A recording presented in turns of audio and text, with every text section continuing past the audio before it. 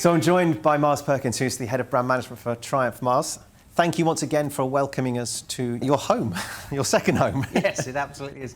You're welcome, and good to see you here. So this is not the first Triumph to be unveiled for 2021. You boys have been busy, right? Yeah, we're up in double digits now for bikes in what we would sort of imagine is our 2021 season. But the Speed Twin has been sought after, let's say. I think when you unveiled those 7 Bonnevilles a few months ago, everyone was crying out for the Speed Twin, and I think you probably quite rightly left it to stand alone and to take a lot of the spotlight. But it's the brand's been, or the name has been associated with Triumph for a long time, hasn't it? Do you want to tell us a bit more about the history of the Speed Twin? Yep, I would say this is, it's right up there with the Bonneville and the Daytona as sort of big names for the Triumph. Historically, the first Speed Twin was 1937, and that was the first sort of successful parallel vertical twin. So prior to that would have been all about singles, and different engine formats were being sort of worked on. But in the late 30s, Edward Turner, who was the sort of senior designer and genius of Triumph in the 20th century, he invented, designed, innovated that engine. That went on to help Triumph become #1 for performance around the world. Yeah, and that was pretty much the #1 bike for performance at that time, and that really was the genesis of the Bonnevilles and the Tigers and the Thunderbirds and all the bikes that came from it with that engine platform. We've got a Brooklands racer that still holds the lap record that shows back at the day that that was the bike to choose to supercharge. And of course, 2018, the name rejoined the Triumph lineup. So it's 80 odd years later, and we had a bike that was introduced that looks fairly similar to what we've got here, but there was obviously a massive upgrade with all the way across the sort of the new chassis, new engine, new electronics, and so on. And it sold well, didn't it, over the last few years? It's been a big one for you, right? Yeah, and particularly in the UK, but around the world, we've sold about 11,000 of these since it was launched in 2018, and it's up there as sort of one of certainly a fan favourite. It's won awards. It's pretty well regarded, I think, for its handling, which I think is well deserved. But in the UK, really, it tops charts in terms of our modern classics. So actually, this outsells the Thruxton 2.5 times to 1, and half as many again versus the Bonneville T120, or even the Street Twin, which usually is the top seller around the world. So yeah, it's definitely clearly gone down well with British riders. And just before we get into the technicalities with your colleague Stuart Wood, give us a bit of an overview on price, availability, colours, and possibly even accessories. Okay, so price-wise, this will be £11,000 on the road. It'll come into dealers sometime around August, and the colour options for it, you've got this fantastic hopper red colour. There's also a grey and yellow, or grey with a yellow touch option as well, and of course a classic Triumph Jet Black. With the hopper red and the grey and yellow version, there's a little price premium of another couple of £100 for those, but the Jet Black bike is the sort of the standard colour choice. Actually, the base price is only about £500 more than the Outgo model, isn't it? A little less, actually. It's about it's £300 more than the previous generation, but for that you get higher performance, higher specification, more touches and details, which I think is quite a considerable upgrade for this. And as you say, this is the last of the updates that you could consider come with a Euro 5 engine update, where all of them have had new touches and features. This really stands up, I think, with one of the biggest updates. And you've got a bike that's got some accessories on it. We've almost played a game off camera of which ones are on here, but do you want to run through what you've got and perhaps some of the highlights of the rest of the range? Yep. How many are there in total? We've got 50 plus in the lineup. You can go on the configurator and dress the bike and try them on. This bike's got a few of the key ones on there. So there's dedicated luggage. You have the indicators, which take the slightly more modern style and give you a little bit more of a classic, elegant style. And also there's an option here to do the multifunctional indicators, which gets rid of the rear light. You've got the different mirrors on this one as well. Tiny little touches, but lovely little touches like the headlight bezel and embellishers and finishers. And then on top of that, there's additional technology you can fit. You can put your heated grips, tyre pressure monitoring system, and then lots and lots of security choices as well, ground anchors and locks and things like that. Any reason why heated grips weren't included as standard? Previous generation didn't have heated grips as standard either. I think, we talk to customers, talk to dealers. There's a constant development plan for all of the bikes. There's a team working on every single bike's sort of evolution, and what guides that plan for what we do next, or what we add, or what changes are made, are discussions with customers over what they value and how that's measured by the price and the accessibility of the bike. In terms of what people want this bike, there's certainly maybe in the UK, because of the weather, there might be more people saying, oh, we prefer heated grips on there. But in balance, if you want to put them on and want to pay the extra to put them on, versus those who I don't think they're key to me, and I don't really want the extra money on the top of the bike for it. So it's that balance, and that's why they're not on this bike, because you can fit them if you want them, but a lot of people who wouldn't want them wouldn't want the price to go up because of it. Fantastic. Miles, thank you so much. Next up, we're going to bring in Stuart Wood, who's the Chief Engineer with Triumph, who's going to tell us all about the technical differences on this new bike.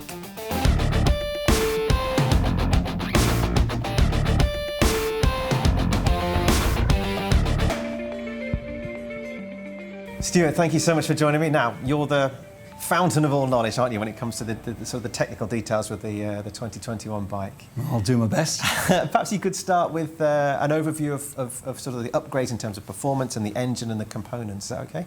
Okay. Well, the whole idea of the update to the bike was to increase performance. Okay, so we've done that in a few ways. There's more power. We've got 3 horsepower increase, and there's a much broader spread of torque as well. So we've taken the peak torque 700 RPM further down the rev range and got a very wide and flat torque band. So to do that, we've concentrated on the engine internals, obviously, higher compression piston. We're running higher combustion pressures. We've got different cams. So we're looking at higher lift and wider duration on the cams. And we've modified the intake ports as well. So that's quite a lot of work, and it allows us to have more power, but also that broader torque spread, whilst also meeting Euro 5 emissions legislation. And it's still 1200cc, you haven't changed the bore stroke? No, absolutely, 1200cc, it's a really good strong motor. What does that take that performance up to in terms of peak BHP? Okay, well, we're at 100 PS, okay, so that's a nice performance level. And also 112 newton meters of torque. It was never shy of getting on with it, was it? I remember the old riding the old model. It was a sort of peach to ride, and it was very well balanced. And it had a lot of grip as well. And I noticed there's new forks and new tyres, aren't they? You want to talk about those? Okay. Well, performance has been increased in multiple ways. So it's not just the engine that's been updated; the chassis has as well. We've increased the performance. We've gone for upside down Mazzocchi front forks, which increase the control at the front end. And now this is partly down to wanting better handling, but also because we've increased the braking capability as well. We've got the Brembo M50 calipers now. That's a radial monoblock caliper up front with a 320mm disc at each side. So quite a big upgrade in performance. Still K-arbor at the back, is that right? Yeah, that's correct. And they're adjustable, but the front, Yeah, the rear's adjustable for preload. Yeah. Now, you're going to need that if you put a passenger on the back. Yeah. Obviously, the bike's perfectly suited solo and two-up as well. And tyres as well. I noticed they're Metzeler's on here, aren't they? Yeah, we've got the Metzeler Racetech RRs, really nice tyre. This bike's all about fun. It's about its style, its character, but it's about riding capability as well. Yeah. And we really wanted to maximise that experience for people, so the Racetech RRs are a really nice tyre for that. Stuart, what else has changed? Have you, any difference with the electronics? Yeah, well, obviously we've got riding modes. We've got rain, road and sport. Now those have been updated because of the increased spread of torque and also the increase in power. So everything's new on the tune.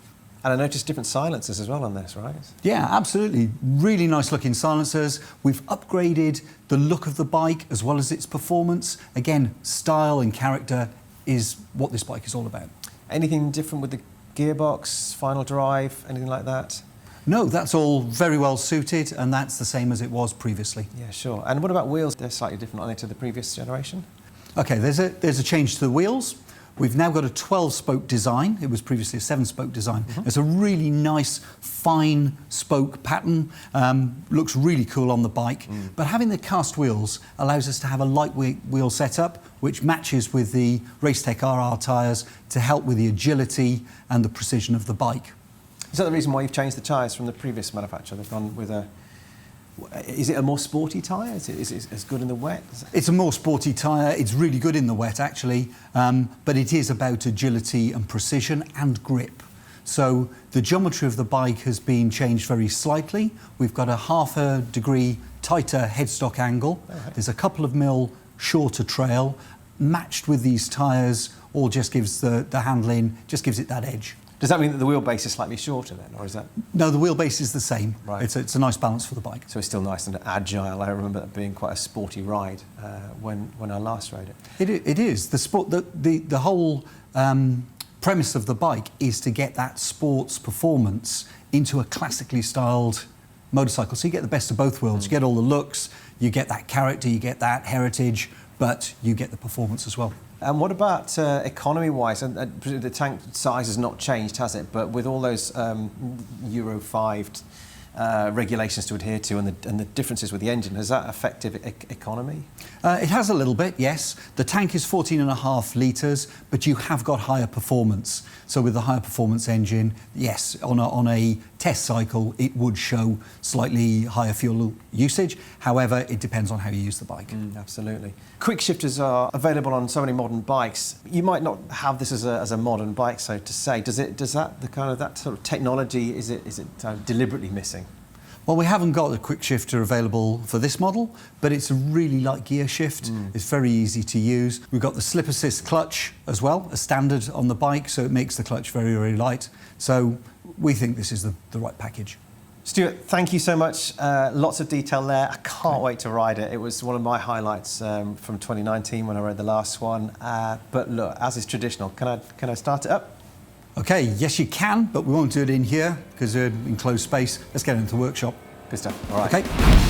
Well, here it is. Let's do it first. Let's see if we can start it up and see what it sounds like. These things always sound so beautiful. It's always clutching, remember?